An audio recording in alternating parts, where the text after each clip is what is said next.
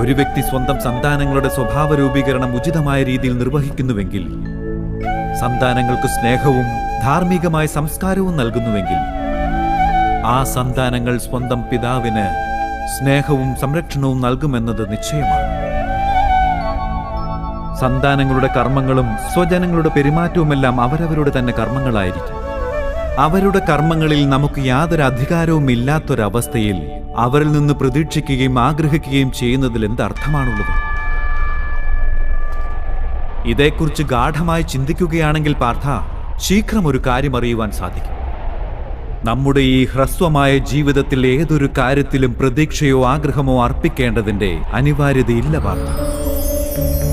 ഈ സൃഷ്ടി തന്നെ പരമാത്മാവാണെങ്കിൽ, മനുഷ്യർ സാക്ഷാൽ പരമാത്മാവിന്റെ അംശവുമാണെങ്കിൽ, സമസ്ത കാര്യങ്ങളും പരമാത്മാവ് തന്നെയാണ് നിർവഹിക്കുന്നത്. മനുഷ്യർ സ്വയം